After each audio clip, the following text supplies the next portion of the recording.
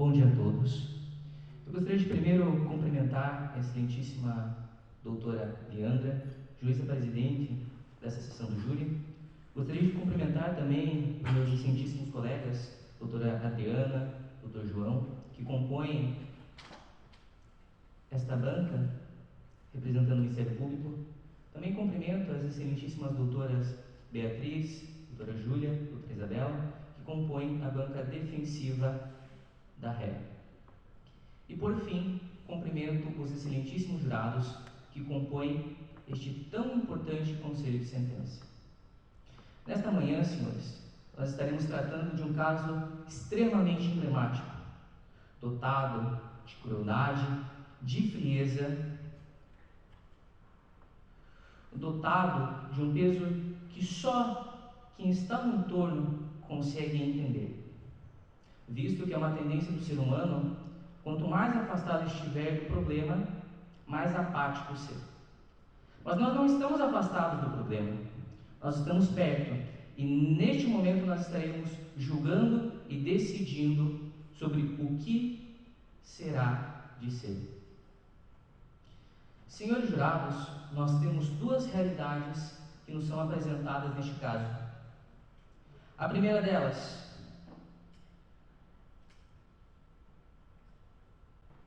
a realidade trazida pela ré.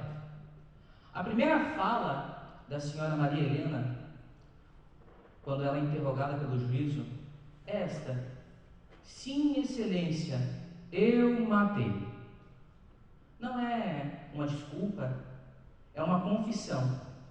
A senhora Maria Helena é réu confesso. E esta, senhores, é a única verdade na fala da vítima. Sim, excelência, eu matei.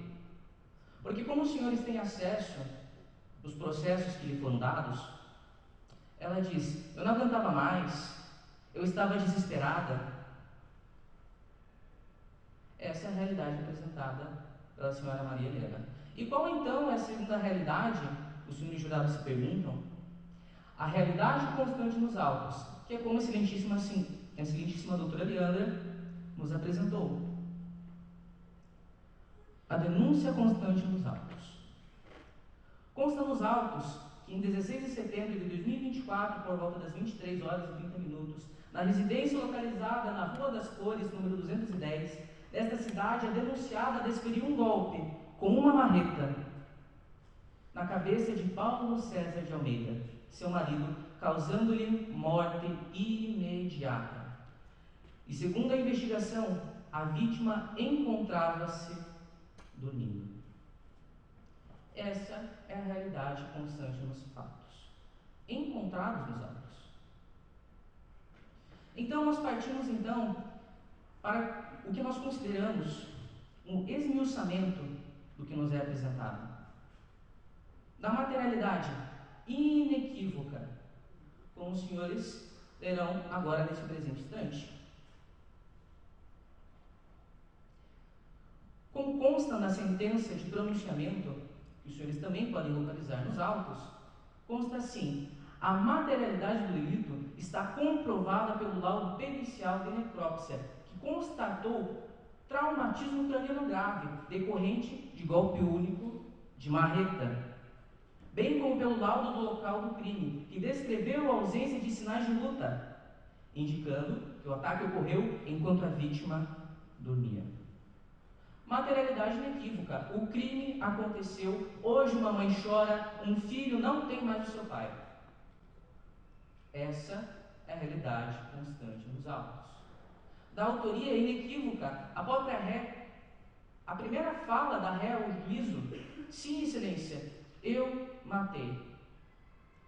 E do particular que esta promotoria pede a atenção dos senhores jurados é no que diz respeito ao agravamento da conduta delitiva da ré, a saber, a qualificadora. E o que seria essa qualificadora, os senhores jurados se perguntam? Nada mais é do que uma situação que agrava, e essa situação que agrava neste processo é que a vítima não teve como responder à agressão. Por quê? Ela estava dormindo. Senhores, Isto é inequívoco, isto é patente, é aparente. A ré premeditou a sua ação, premeditou esse crime. Os senhores podem ler em todo o interrogatório da ré: eu estava desesperada, era a única alternativa. Não era a única alternativa. De forma nenhuma, não era a única alternativa.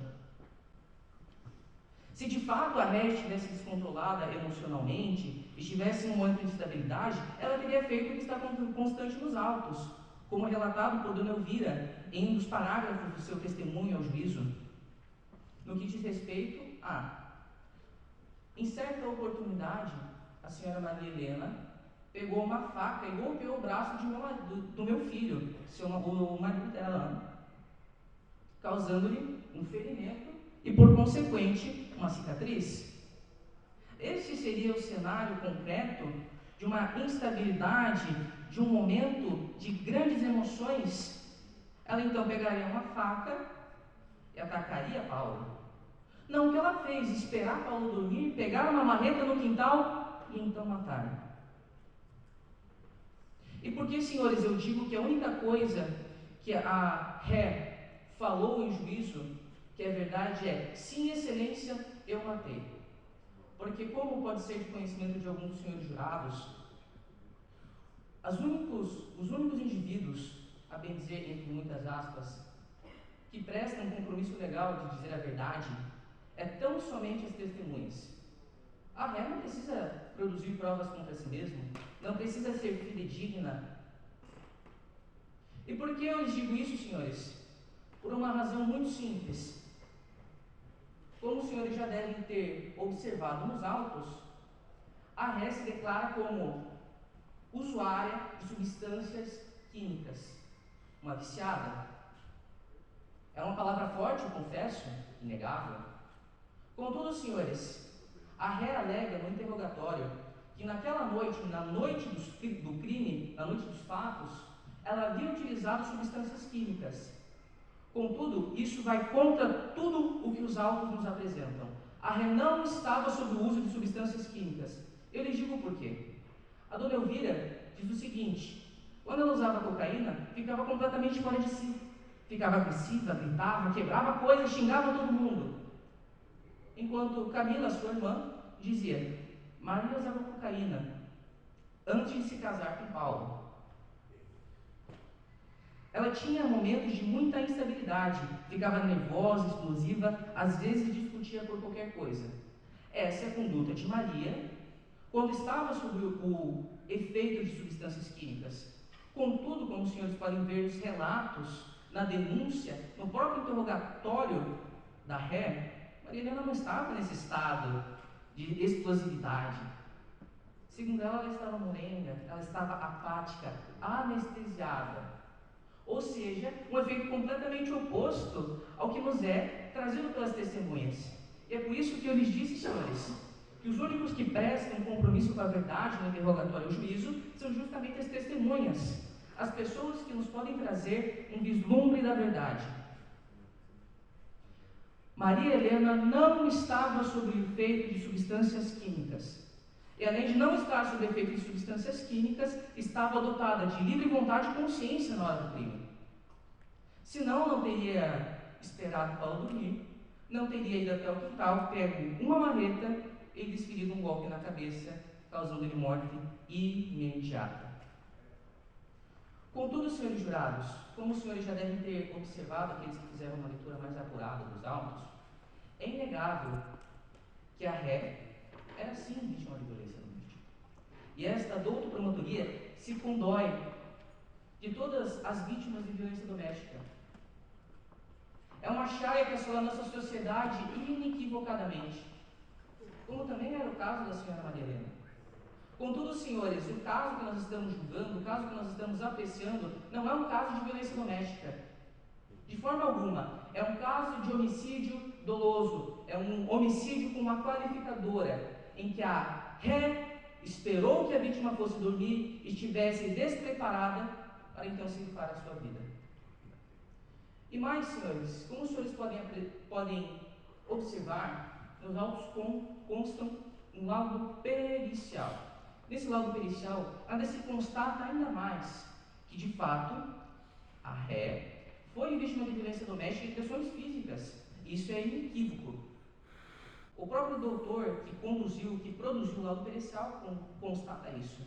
Mas eu ainda trago mais uma observação, senhores. Como então um médico tão qualificado, que está nessa posição tão prestigiada como o doutor perito, poderia ignorar sinais de alteração na ré, sob o uso de substâncias químicas? Como esse homem não conseguiria identificar que a ré estava sob efeito de cocaína?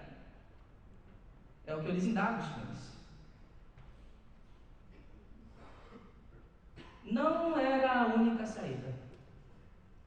Esta aqui, senhores, é uma fala que os senhores podem encontrar quando Vossa Excelência faz o interrogatório da ré, nesse seguinte ponto. E no dia dos fatos, o que aconteceu? Uma das falas da senhora Maria Helena é a seguinte: um dia ele vai me matar. Senhores, esta fala é uma fala profunda, é uma fala que sensibiliza, eu concordo. Contudo, isso mostra a consciência que a ré tinha da sua situação de abuso, de violência na sua relação com Paulo. Eu lhes questiono, então, por que então a senhora Camila, sua irmã, não agiu em seu favor? Porque, como os senhores podem observar, como eu lerei, diz assim a fala de Camila: teve uma vez que Maria apareceu na casa de nossa mãe com o braço todo roxo, dizendo que tinha caído da escada. Eu sabia que era mentira. Como os senhores também podem ler no interrogatório da ré, ela faz menção 5 anos de relacionamento. Maria tinha ciência de que aquele estado poderia lhe matar. Camila tinha ciência de que viviam com um relacionamento conturbado. Que falta de empatia é essa, senhores, da sua própria irmã, que não tem a capacidade de buscar as autoridades policiais para intervir em seu favor? Evidente, senhores. Mais uma vez eu repito, esta promotoria se condói da violência doméstica. Contudo, matar alguém não é a solução. Longe disso. E também Maria não se encontrava em um estado de perigo iminente a ponto de que ela fosse forçada de fato a tirar a vida de Paulo. Porque ela mesma disse: um dia ele vai me matar. Maria desestabilizou a sua família. Por que eu digo isso? Porque hoje a mãe de Paulo é uma mãe enlutada. O filho do casal é um filho sem pai, como faz menção a própria fala da ré. Um dia ele vai me matar, em seguida, ou o nosso filho. Contudo, Paulo, conforme o testemunho da dona Elvira, não tinha esse perfil assassínico. Eu vou utilizar essa liberdade criativa. Não tinha esse perfil de dizer: vou matar todos, sou abertamente violento. Evidentemente que Paulo era sim uma pessoa violenta contra a Maria, era sim um propagador da violência doméstica contra a mulher. Contudo, de não ser o caso de matar até seu próprio filho, como diz os testemunhos de dona Elvira. Sim, meu filho tinha sim defeitos, mas ele não é esse monstro que Maria pinta. Por isso, senhores, esta douta promotoria pede que os senhores, quando forem fazer a decisão